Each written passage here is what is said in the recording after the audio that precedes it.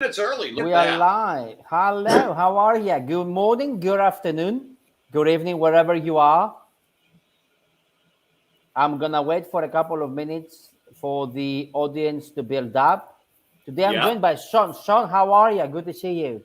I am doing great, Evan. I'm so excited to be here with the tables turned. I've interviewed you twice, and now you get to interview me, or I get to be interviewed by you. And we're going to talk about one of my favorite topics, selling and doing it virtually. Um, it's a new world that we're living in, and people need to adapt. You know, we continue really to navigate, I would say, the impact of COVID-19. And Right? I'm not talking about the virus itself. I'm talking about the impact, the social Yeah. impact, the economic impact, the psychological impact. And really, what I noticed with my work, as well as with my coaching work, that really some employees, and I'm talking about executives as well as senior management, as well as frontline employees across all industries are really juggling personal demands while at Right. the same time they try to keep up with work, you know Well, and and I got to ask you, what were people not juggling personal demands and keeping up with work before, but it was behind this shroud of going into the office and being at home. And now everything is together here on video. I mean, here I am working from home. I've got George Washington crossing the Delaware. I've got some things about from when my grandfather emigrated from Eastern Europe to North America. I'm out of the home office, but at the yeah, same time, I go out and work with people in the field. People I think have a great opportunity to learn more about who they're working with and who they're talking to. Like I could hear when we were in the green room before we started, I could hear children in the background at your place, yes, right? yes, Yeah. So, obviously you have kids and you have younger kids. I knew you were or are a father. Wasn't sure how old your kids were, but from the sounds that I heard, Christmas morning is a loud event at your house yes, you are because absolutely right. because the kids are small. Now, That's right. would you necessarily know that if people weren't in a more transparent mode? That's right. And these are the good things. I think one of the good things that this pandemic teaches us over the last couple of years is how to be human. How to How be not human. we actually a lot of people wearing masks now, but a lot of people were wearing masks before, invisible masks. Invisible mask. Yeah, and you're, executive coach Asia. Masks are not an anomaly in Asia, if No, I'm they are not. correct. They are not. You are absolutely right. Since SARS 2003, it wasn't very unusual. You would see people in the office. Some of my staff will come to the office before, they have a cold or they don't like the really cold aircon, so they just wear a Right, mask, or because right. of pollution as well.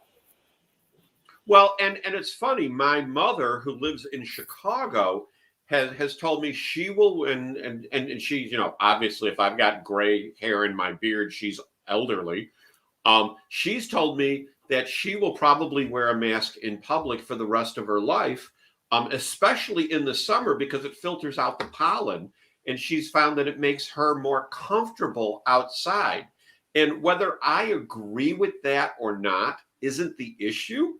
It's that it's working for her. But you want to talk about building relationships and selling virtually, correct? That's absolutely right, because 2020 has been a year of massive change. I was reading an article the other day, a study from HubSpot, and they found that almost 50% of Yeah. businesses, almost half of the businesses, will miss revenue targets this year. Now, So we are here to discuss this today with Sean Litvak. I love your surname, right? I told you that before, which is the Vice President of Business Development from Vonachen Group. And Sean has been in sales and marketing and communication almost all his life. And if I'm not Indeed. mistaken, you have studied communication as well. I have. So, I have. A so long time ago. a long time ago, and you know that yourself. What I'm about to say, that companies, organizations in nearly every industry have urgently adapted remote tools to Yes. allow their salespeople to support their employees working from home. Millions of marketeers, millions of salespeople had quickly signed up to automation softwares to help them move their entire strategy online. Right. So how in that environment, we went from, summer was good. You know what I mean? I'm in Europe, right now. Last time we spoke, I was in Asia. Now I'm in Europe. Probably next time we'll speak, I will be in Asia as well. But I'm telling you, in Europe, it was a good summer in terms of the borders were open. Americans will, lots of Americans had holidays in Europe this summer. Um, Europeans travel. Good weather. It helped a lot. So it was a good summer, especially for the F&B industry, for the hospitality, hotels, resorts, and so on. But That's now great. we have this new variant now, Omicron, and things are looking a bit stricter again. So let's focus on the subject. How can you sell in that uncertain, volatile environment? How to build relationships and how to sell? What is your take? So, there's always going to be variance. All right. Every time there's a variant change, we can't say the sky is falling, because there was the original, there was Delta, now there's Omicron. We're going to work our way through the entire Greek alphabet, I'm sure, and then have double Delta before it's done. And what people have to realize is, hey, welcome to normal. All right. There was the old normal, and now there is new normal. But I don't like the term new normal. I just like welcome to normal. I saw someone post the other day that they thought it was a bad idea that car rental agencies are buying electric vehicles, and are going to start renting them out because the infrastructure is not where it needs to be in the United States. And someone chided them by saying, yeah, and the horse and buggy went away too. And I use that example that, things are changing. Anyone who is waiting around, and there's still, believe it or not, some people waiting around for things to get back to normal, are going to be waiting for, yeah, I know, Eric's my buddy, and the bald head is an inspiration for all. Okay, I'm taking it out. All right. No, it's fine. Eric is, see, and here's the thing. So I'm going to kind of go like this. I met Eric because of the pandemic, just like I met you That's because right. of the pandemic. Eric and I are in a mastermind group together because we had signed up for an online course from Jeffrey Gitomer, The New Normal, way back at the beginning of the pandemic. And Eric and I met, and Eric formed a mastermind group, and Eric is the leader of our mastermind group. That's why he's here today supporting me in my conversation with you. But Eric, in his own right, embraced video. So what I want to tell everyone is it's time to learn new skills. But here's the secret. Within sales, you should always be learning new skills. If you're selling the same way today that you were when you first started in sales, you've got a problem. Everything moves forward. The whole Benjamin Franklin close, yeah, that was great years ago, whatever that was, but it doesn't matter now. We need to embrace video. So, but at the same time, we don't want to throw the baby out with the bathwater, so to speak. I have never been a proponent of in-person cold calling until the pandemic. I am doing more in-person cold calling strategically than I have ever done in my entire life. Because when pandemic concern wanes, that's the time to go out in person and make cold calls because people are excited to see you. When pandemic concern increases, get yourself back on the phone. But have a balance between the two. And I guess what I'm saying is people need to, as they should have in the past, take all the various facets of what they do in sales and blend them together. Um, and Evan, just interrupt me at any time because you pulled the string, so I'm going. Yeah, no. It's it's what you're saying. It's like you never get a second chance to make a first impression. Right. How relevant is this line now? Because there is so much noise out there, and how do you really how can you cut through that noise and build that relationship with the customer? Because you are a customer as well, I'm a customer as well, we are Absolutely. also buyers, but how can you cut through the noise to someone where right now they have other things to worry about, Yeah. not just cutting the deal, they have their family to worry about, Which they maybe had before, maybe but now they're maybe more concerned. they're more concerned, maybe manage staff if they Yeah. are, if they're managers. So how do you cut through the noise? So you need to be more prepared. The days of not knowing about the individual are long gone. People would go into sales calls in the past, and the whole thing was know what the company does, know what the company does.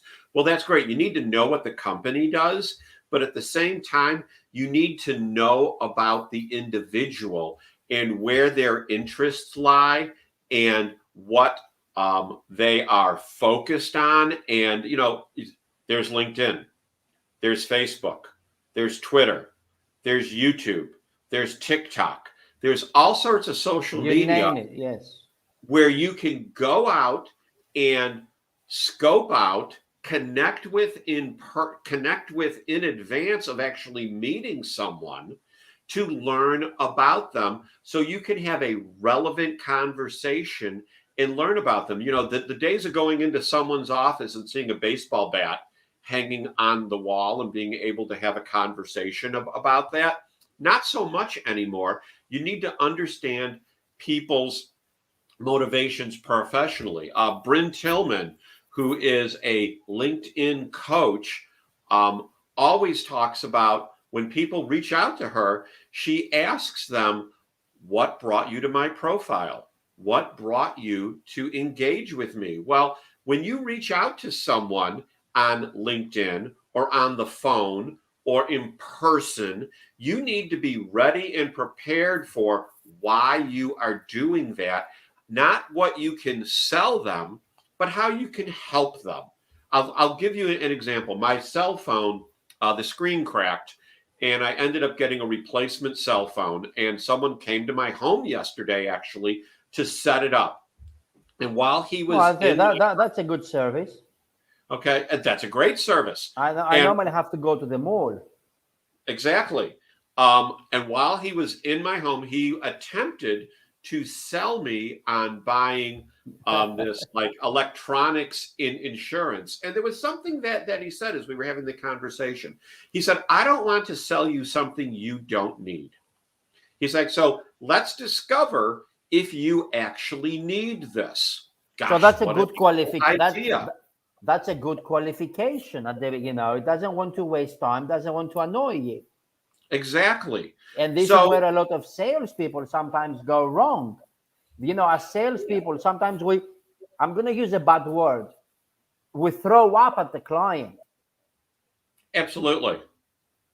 So, as you said, that being qualify early. Why do you want to qualify early? Because you want to make sure there is a need or a want, because need is different from want. I might want something, but I might not need it. Well, and then qualify fast, qualify at the beginning at the start, right? Absolutely. I mean, I tell people all the time, we provide janitorial services and custom factory support at Vonachen Group. And I tell people on the front end, if this is about price, I am not the guy to talk to. If you are going to make your ultimate decision on price, we will not be low, but we will provide the highest quality service that you will receive. We have more management levels than other companies. We pay our people more. We use a third party to determine wages. There's all kinds of things that we do to bring a greater level of service. So when once people understand that, then they've been qualified, then you can start having a real conversation. So, how do you build relationships and sell virtually? So much of us are in Zoom, Teams, WebEx, etc. Do you know how often I get on those meetings and people don't turn on their camera? It's just a glowing circle when they speak. I always have my camera on. Always. I think it is more difficult to make a personal connection in a virtual meeting than it is to do in a person-to-person meeting. That's a fact. We can't deny it and we can't change it. But, as you said, turn on your video and let buyers actually see you. Absolutely. Because when you turn on your video, you present yourself as more authentic. Well, and frankly, and when people say, "Oh, but I don't have the beautiful background behind me, Sean," who cares? That you have. Well, this was by design. Okay, having the pictures at this level, because I'm at a stand-up desk right now. Yes. So even when you sit down, you can still see it. But look at your background. It's just plain, which is not distracting. When people say, well, everything behind me is just disheveled. I don't have an office. Okay, well, go buy a green sheet, hang it up on the wall, and make that your green screen. You don't have you can put them on the chair now. They are round. You can put them on the chair. It's like $50. But you know what? I totally agree with you. But if you don't have substance, it doesn't matter the background. If you have, if you don't have substance, even if you have the perfect background, the perfect pixels, it will fade. Well, and you talk about connecting with people. I've been on multiple calls with people, and they're still calls, although they're videos, where I am the one that is on video. Stop telling. You need to make me. You need to make me part of that. Please make me part of that mastermind group. I like it. Well, we will talk about bringing you in. How can I apply? Sign me up. Okay, we are not as active as we used to be, Eric. You see, Eric, we got to hook Evan up with us. What do I? I'll give you. As we used to be. But we are still active. I'll give you the ultimate hook line. What do I have to do? But okay, I'll go on the videos with people where the prospect, all of the prospects have their video off, and my team will come on, and inevitably someone will say, "Do we have to turn our cameras on, Sean?" This is before we get on with the customer. I'm like, yeah. And people have said to me, they're like, "But they won't have their cameras on." And here's my response: I don't care. I want them to see us. I want them to see the honesty in our face. I want them to be able to look us in the eye, although we cannot look them in the eye. Okay. You have to be willing to take that additional step to communicate in person, even if the person you're talking to is hiding behind, and I guess it is hiding behind no camera. And here's the thing. I've closed some significant business over the past pandemic period on video with people who did not turn their cameras on until after the contract was signed. And then I saw what they actually looked like, other than Someone looking at says, your LinkedIn stop, profile. stop sending text. I did a sales training 3 days ago. Okay, well, working days, end of last week with a company. Do you know some people are losing sales because they WhatsApp their clients? But if you WhatsApp me, it's okay, but I might see it now, but it's not the same as video or audio. Yeah. I might see it, but I'm having dinner or I might forget it. It doesn't have the same impact. So you can WhatsApp not at the critical stage, I suppose, of the sale, or maybe something small, but you can't really ask somebody to sign up with a WhatsApp message, can you? No.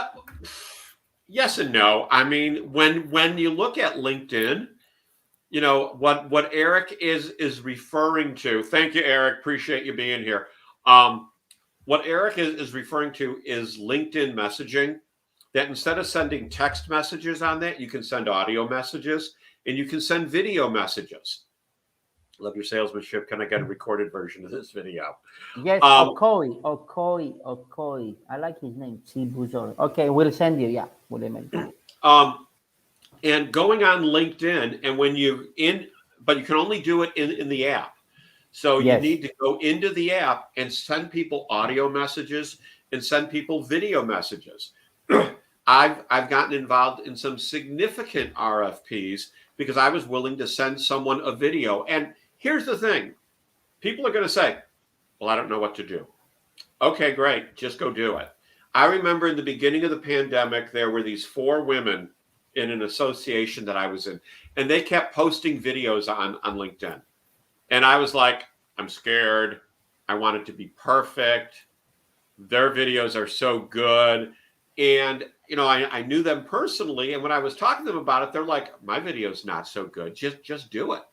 So I started posting video. I've posted more videos walking my dog, the morning walk with Solomon and Sean. That's very good, actually. On all platforms than I have anything else. I started during the pandemic doing Litvak Leadership Live, where I would interview people like Evan. I've that's how we met, right? Yeah. You woke me up at 3 o'clock in the morning. Yeah, it was way early for you because of the time change. But I've got that YouTube. So, people need to continue to, 1, embrace video, 2, embrace audio, and 3, be involved in social media. Go where your customers are. My customers are on LinkedIn. My customers are on Facebook. I still go on the Twitter because I like it. I go on the TikTok because, believe it or not, I'm actually finding customers on TikTok. So where you can produce messages, just bite-sized bits of information that people hear and listen to. Look, you don't know who is watching your videos, who is reading the post that you put up with an image, because that'll get more play than without an image, until someone runs into you. I was at an association meeting where someone said to me, they said, Sean, I haven't seen you walking the dog lately. What's up with that? And it was someone that I had absolutely no idea was paying attention to me on social media. So I see this as a huge opportunity to continue to convey your message in a way that you were not able to before. And as far as messaging, you need to be real. Okay, you need to be relevant and you need to be real. When you have your kid run in on video, you politely, as the parent, usher your child off, and then you just look at the camera and go, yeah, welcome to my house. Imagine, right? You're in a live sales meeting imagine you're in a conference room and you have a sales meeting, right, with 2-3 decision makers, and one of them, while you are talking, takes out the phone and they start he starts responding to text and email, and maybe they continue to check the news and start fiddling on social media. It will not happen, but it happens all the time in the virtual world. Yeah. Buyers are constantly distracted: email, social, children, pet. So let's take it further down a bit. How can a seller keep buyers engaged during virtual sales meetings? And you can, if you are watching this and you are a sales leader, it happens to you when you are running virtual team meetings. Yeah. Some of your salespeople will maybe do something on the phone. So how can we engage virtually? So, okay, so there's two different things. Let's address the latter first. If you are leading a meeting of your own internal teams, I've been in meetings before in person where the leader says, all right, everyone, take your phone, put it in your briefcase, put it in your backpack, turn it over in front of you face down, put it on silent so it doesn't vibrate, disconnect it from your smartwatch. Okay, so you're not forever getting buzzed every time someone sends you something. That is just respectful. And the leader says, and in half an hour, we'll have a 5-minute break where you can check your messages, or in 45 minutes, we'll have a 5-minute break. Whatever. So set the standards from the beginning there. Take control and set the foundations. Absolutely. Because you know what? Unless you are waiting for a liver or a kidney to be delivered in a bucket so you can put it in someone else, okay? You don't really nothing you are doing is life-threatening that cannot wait an hour, okay? Yeah. Nothing you're doing. Now, when you're presenting to a group, well, if they don't have their cameras on, you have no idea what they're doing, first of all. If they have their cameras on, you can actually tell just looking at people's eyes if they are paying attention to you or if they're reading email. I mean, how many times when you're on video have you seen this? Okay. Yes. Okay. Yes. They're not looking at you. They're reading their email. Or you see this. You see my shoulders? They start doing this. Well, they're typing. Okay. So how do you combat that? These beautiful, incredibly long, information-rich decks that we have put together need to be compressed and compressed and compressed. And you need to, in advance, find out what the prospect or the customer really wants to know and just tell them that. And then you can tell them 2 other things that you think are important. But you need to compress it. We have gone through and taken where it's 4 slides and turned it into 1. Does it have all of the same information? Absolutely not. It does not have all the same information. But have we distilled it down to the most important parts? Yes, we have, because we know people do not want death by PowerPoint. And here's a secret. They didn't want death by PowerPoint when you were in person with them. I don't know. I don't know. I don't want to say about me, but PowerPoint is, I don't know. I think the last time I've used it is like 5 years ago. Well, so what do you do in presentations then? Because here in the States, it's no, listen, I had a keynote talk last week with EU business school. Okay. With the graduate business students. And I told them at the beginning, it was virtual. And I told them, I'm not going to use PowerPoint. I'm going to talk in bullet points. I'm going to visually tell you point 1, and then I'm going to talk point 2, and then I'm going to talk point 3. I'm going to talk. I said, take notes. I want you to have a notepad next to you and a pen. Please take notes. At the end, I'm going to rehash. So it is up to you, but I'm not going to use PowerPoint. I'm not going to send you anything after the meeting, after the talk. It is all up to you to be engaged and to listen and to ask questions. Like, you see, for me, I'm not the kind of person who is, I don't sell with stories. I talk in bullet points. as do I. But I've had right? to Yeah, learn to tell stories. I mean, right. I'll tell people on the front end with the deck. Yes, You know, I'll tell them, look, we've got 20 slides here. I'm going to go through them in 19 right, minutes.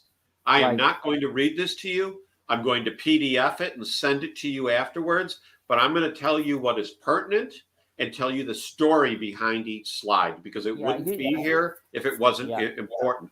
And then I'm yeah. going like this. And then about 4 slides in, I'll say, and if you have a question that you want me to answer right now, interrupt me. Do not hesitate to interrupt me. And people will. But I'll be going and they'll be like, Sean. I was like, yeah. They're like, go back 2 slides. Boom, boom. And then we start having a conversation. So I, I think when it comes to this kind of talks and presentations, if you deliver value in your presentation, not you, I'm talking general, yeah, people can feel it, people can sense it. And even if they are not at the beginning, they might not listening to you, they might be doing this. If right. if they see or if they listen that you deliver value, they will stop whatever they do and they will listen to you. It happened to me Absolutely. before. Because Absolutely. I you mean, know you've got to how bring the big, goods.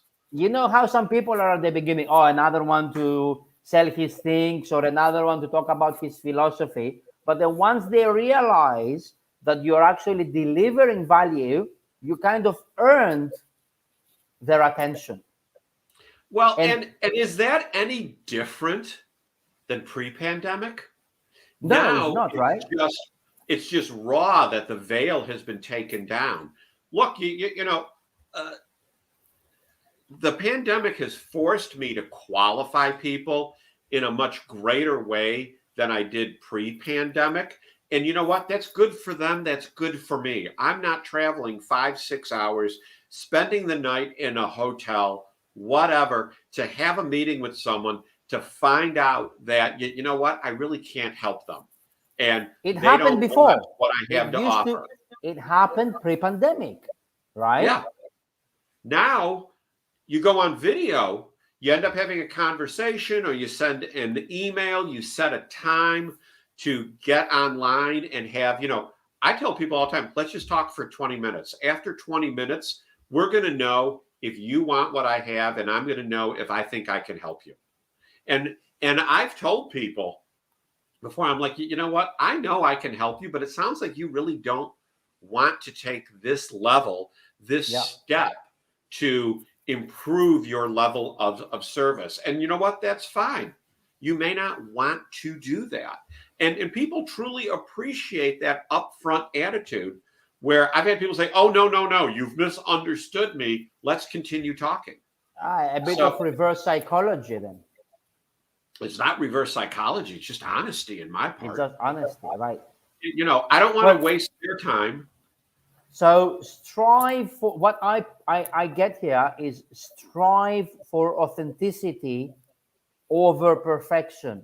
So, well, in our case, what I'm going to say doesn't apply. So, virtually is okay if your hair is not perfect or It is. your background is slightly cluttered. What you want to do, you want to maintain your professionalism, but Yes, at the end of the day, everyone is struggling in some way or another. So let's allow our imperfections to help us absolutely. create a safe space to be authentic, because by being authentic it can actually I think by being authentic it can actually lighten the mood a little bit. Well, and at the same time, so look, you and I have two very different type of videos going on right now, okay? Because your image is being lit by regular household lights, okay? And My office lights, yes. your office lights, all right? And my image, I've got lighting that I invested in, which was very inexpensive to light up the room. So here, I'm going to show you something. Let me turn on the overhead light and let me turn off my lighting. And if I just went with my office lighting, this is what you would get. Okay. Yes. Now, why did I, and now let me go back. Okay, so why do I have it like this? Because the other one is way distracting. It's way, and Yeah, I it can't. doesn't matter. Your eyes are black. I can't My really eyes see are you. Yeah. black, my head is shining. Yes. Okay, and for literally, I don't know, this setup was probably like $65 when I bought it. Yes. The lights, Is it a and it ring? makes Because I actually use a ring as well, but that didn't turn it on. But do you have one of those rings, or what do you do? I originally had a ring light and I used it so much I burned it out. So now Right. I Okay. have two large lights that have like the filters on them. And I Right. just bought it on Amazon. If someone's interested, message me after this. I'll send you the link So to it's it. like a And studio, no, I'm not an 65. Yeah. affiliate. I'll just show you what I bought. But So it what do you makes want to? So you what do you just want to don't say want to here? have distractions. You want to be able to So control that as and much as so you can. you invested $65, $70 to lights, and so the point that you are making here, spend a little bit of time to invest, right? If you're selling Yeah. virtually. Yeah, I mean, look, people would invest in themselves to go to conferences, to improve. You invest in a wardrobe.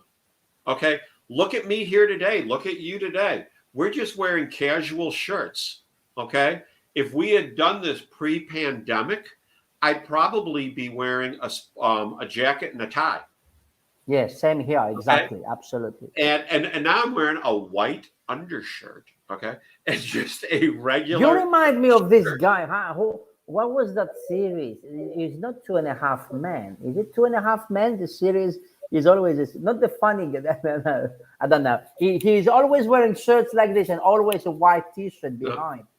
See, and my Anyway, normal thing is not to have the undershirt show where I've got a bunch of V-necks instead, but none of them were clean. right, So right, okay, I'm okay, I'm, fine. I'm There wearing you that. go. And I thought about it this morning, and I was like, you know what? It's 2021.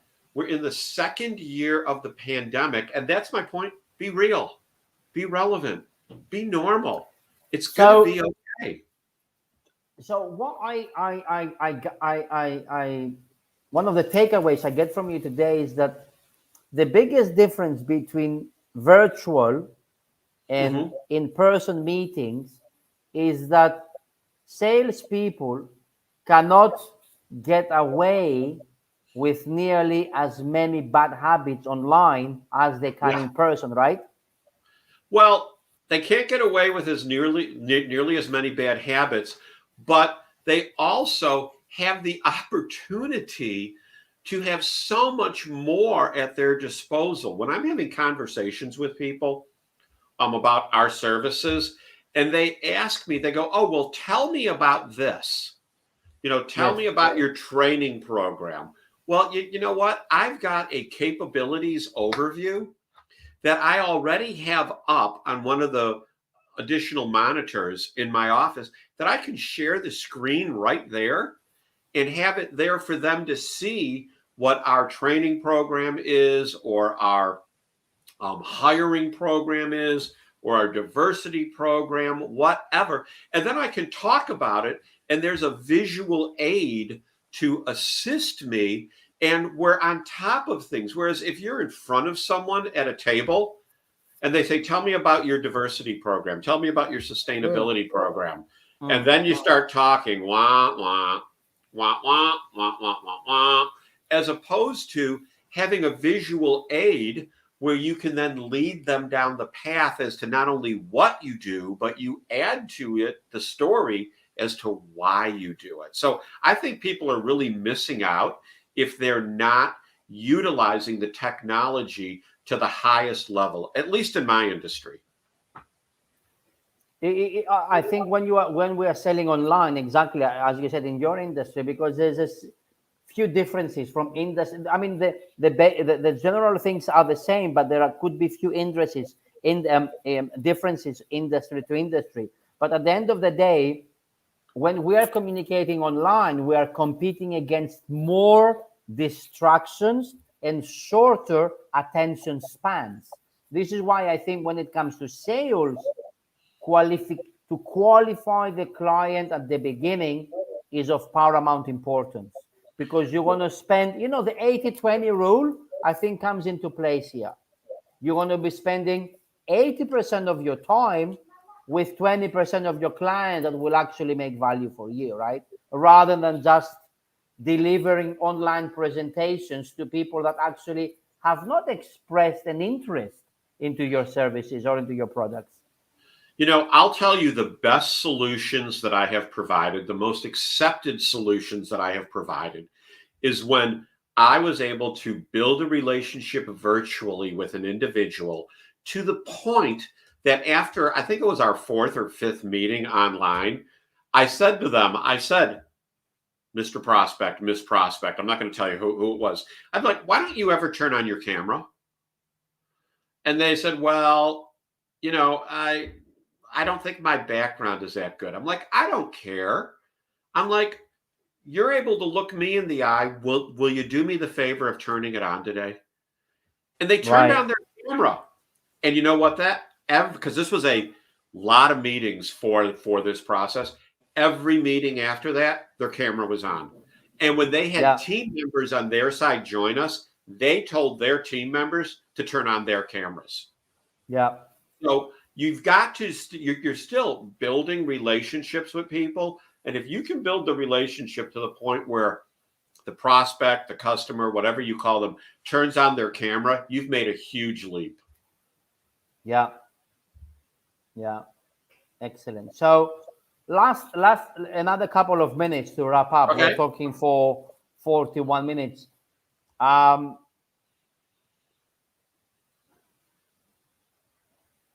question is, how do you, you spoke at the beginning, I want to phrase it properly.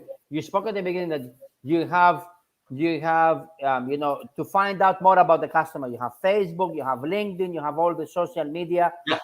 Let's say if you have a meeting with me, a virtual meeting, I have expressed an interest about your product, but you're not very sure. So what kind of how are you going to prepare yourself? A couple of steps. What do you do? So I've obviously looked at your LinkedIn profile. Hopefully I've connected with you already on social media. Professionally, I will connect with people on LinkedIn immediately. Right. Okay. So you connect before you talk. Yeah, I connect. Fantastic. Very good. Talk. Very good move. Yes. Okay. Yes, I connect before we talk. And why do I connect before we talk? Because then you are able to, you will see in your scroll, if you go into LinkedIn, my material, what I post will appear within your scroll. Okay. Right. If I'm not connected with you, it doesn't appear, or it's harder for it to appear. So I'll check you out on LinkedIn. I will go to your company's website and read about the company itself. If we're connected on LinkedIn, I can look and see what common connections we have and see if any of those people can give me some insight into you, which are all things people should be doing even when they meet in person. And then I'll see if I can find you on Facebook, quite frankly. So you will connect on LinkedIn. You will connect on LinkedIn before, you will have a little bit on look on the profile. And I guess you don't want to be, and then if you call me, you will tell me, hey, I had a look on your profile, right? You will just come out as genuine and you're not going to hide it. Yeah. Then have a look on Facebook, have a look on the profile on LinkedIn, website. It appears. You'll know I looked at your profile. Absolutely, yes. Just like you were reviewing my profile about 10 minutes before we started. The first thing I do on LinkedIn every day is look and see who looked at my profile, and I saw you were looking at my profile today. Right. So you're aware of that. I mean, if you walk into a meeting and know nothing about the person and nothing about their company, that is on you.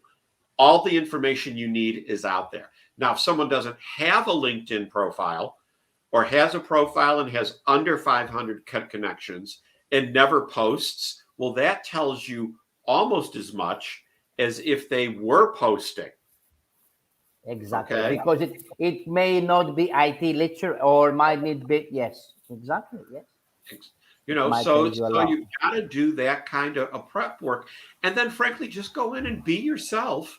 But remember, you're having a business conversation. You're having a business conversation. and just move ahead, talk to people, and come up with the solution. Can we see your lighting and video? Yeah, Um, later on, I'll give you. if I pick up the camera, I won't get it back in the same spot. But I will take a picture of my lighting and I will post it for everyone. Post it in In the the thread, comments. in the comments. So because I'm interested as well. You sold it to me, you see. So just to wrap up soon, Yes. how to build relationships and sell virtually. My takeaways, what I walk away with: prepare wisely. Yes. Don't worry about your background. Let people see you. Be authentic. Be authentic. Okay. Deliver value. Okay. Use the right tools. Invest in a little bit of microphone or light or Right. the basic stuff to make you appear professional. Absolutely. So before I pass it to you, thank you very much. Thank you very much for today. I am looking forward to talk to you again in a couple of weeks' time, whenever we can again. Maybe we're going to talk about sales management. Okay. That'd be awesome. Yes. So I'm going to do a bit of a Toastmasters, back to you. Final thoughts before we close. Final word. I'm going to use Gary V as the example. Gary Vaynerchuk. And everyone doesn't agree with this. Just post stuff. Just get out there and put video out there. Go on to different social media. Create your personal brand that is tied to your business brand. Don't have them be divergent. Have them intersect, and put enough out there and connect with enough people that they know who you are. Evan and I were talking before we even started this today that if it wasn't for COVID, we would not have engaged with each other. So what do I tell you now? Don't say, oh, woe is me because of COVID. Take advantage of it. Take advantage of the technology ahead of you and put yourself out there in front of people that would have never known who you were before. Leverage it. And don't worry if it's perfect. It'll get better. Go look at my videos from last March. Very scary compared to now. But you know what? You only improve when you continue to move forward. That's it. You only improve when you continue to move forward. So practice makes perfect. What you're saying is be a creator, not just a spectator. Yes. And I'll leave you with my favorite phrase that I don't know where I heard it. I think I made it up myself. Life is long. Today will not determine your outcome. Today is the next step of your outcome. Life is long. This is a very optimistic message during challenging times. Sean, thank you very much. And I'm looking forward to talk to you again. Have a nice afternoon. Take care. Thank you. Bye-bye now. Bye for now.